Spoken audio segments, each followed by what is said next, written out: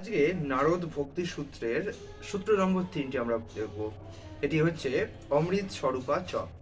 এর অনুবাদ প্রভুপাদ করেছেন ভগবানের প্রতি এই শুদ্ধ প্রেম চিরন্তন। তাৎপর্যটা খুব গুরুত্বপূর্ণ। যখন কোনো ব্যক্তি ভগবত প্রেমের সিদ্ধ স্তরে উপনীত হয়, তখন তিনি বর্তমান দেহে উপস্থিত থেকেও মুক্তি লাভ করে। তিনি উপলব্ধি করেন যে স্বরূপত তিনি অমর।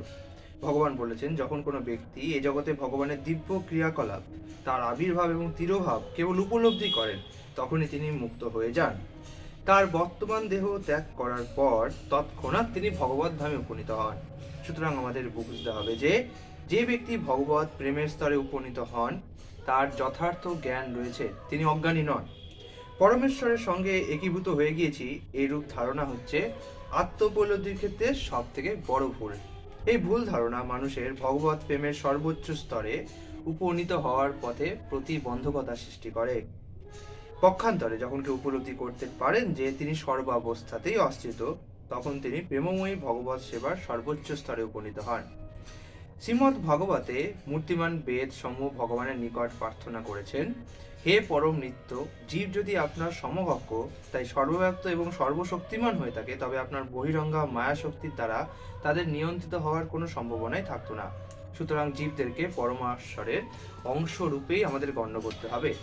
সে কথা ভগবানও পরম ভগবত গীতায় সুনিশ্চিত করে বলেছেন, মামৈ বাংশ জীব লোকে জীবভূত সনাতন। জীবেরা হচ্ছে আমার সনাতন বিভিন্নাংশ। বিভিন্নাংশ হিসেবে জীবেরা গুণগতভাবে পরমেশ্বরের মতোই, কিন্তু অসীম নয়। যেমন এক চামচ সমুদ্রের জল আর এক পুরো সমুদ্র গুণগতভাবে সমান হলেও এক চামচ জল কিন্তু সমুদ্র নয়।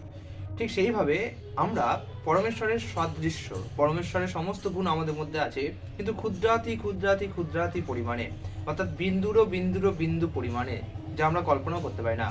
গুণগতভাবে আমরা এক, কিন্তু আমরা পরিমাণগতভাবে নয়। আমাদের মধ্যে ঐশ্বর্য, শ্রী, যশ, বীর্য, বল সবকিছু দেখা যায়, কিন্তু পরমেশ্বরের মধ্যে যেটা এক্সট্রিমলি দেখা যায়, সেটা আমাদের মধ্যে দেখা যায় না।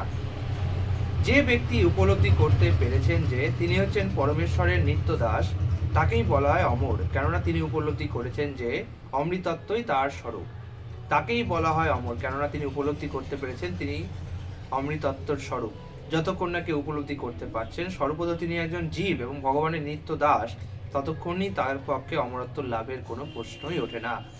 অন্যভাবে বলা যায়, যারা মনে করে যে গুণগতভাবে এবং পরিমাণগতভাবে জীবাত্মা এবং পরমেশ্বর ভগবান সর্বক্ষেত্রে সমান, তাদের ধারণা ভ্রান্ত এবং তারা জড়জাগতিক বন্ধনে আবদ্ধ থাকতে বাধ্য। তারা কখনো অমৃতত্ব লাভ করতে পারবে না। দেহ পরিবর্তনের সঙ্গে সঙ্গে কর্ম এবং জ্ঞান স্তরের সমস্ত অগ্রগতি নষ্ট হয়ে যায়। অর্থাৎ আমরা যখন একটা দেহ ত্যাগ করি, তখন এই জন্মে যা জ্ঞান, যা কর্ম আমরা গ্রহণ করেছি, সে সব কিছু নষ্ট হয়ে যায়। আবার পরবর্তীকালে আমাদের একটি দেহ থেকে শুরু করতে হয়। শ্রীমদ্ ভাগবতে তাই নিশ্চিত করে বলা আছে, বালাগ্র শতভাগস্য শতধা কল্পিতস্য চ ভাগ জীব সবিজ্ঞেয় সচান্তন্তায় কল্পতে। চুলের অগ্রভাগকে শতভাগে বিভক্ত করে তার একটি অংশকে যদি পুনরায় শতভাগে বিভক্ত করা হয়, অর্থাৎ কেশাগ্রের মানে চুলের যে আকার, তার 10,000 ভাগের 1 ভাগ যে আকারের হতে পারে, সেই জীব হচ্ছে সেই আকারে, অর্থাৎ আত্মা সেই আকারের। জীব যে পরমেশ্বর ভগবানের বিভিন্নাংশ, সে কথা ইতিমধ্যেই ভগবত গীতায় উল্লেখ করা হয়েছে।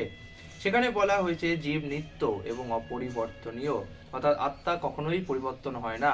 আত্মা হতে পারে এক দেহ থেকে আরেক দেহতে যাচ্ছে, যেমন এইভাবে আপনি একটা গাড়ি থেকে আরেকটা গাড়ি যান, কখনো ফেরারিতে যান, কখনো সাধারণ অ্যাম্বাসাডারে যান, কিন্তু আপনি সবসময় এক থাকেন।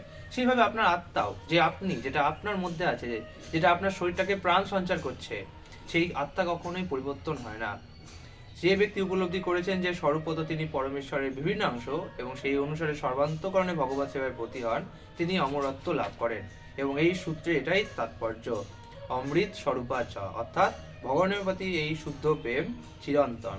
আগামীকাল নারদ ভক্তি সূত্রের 4র্থ শ্লোকটি আমরা আলোচনা করব।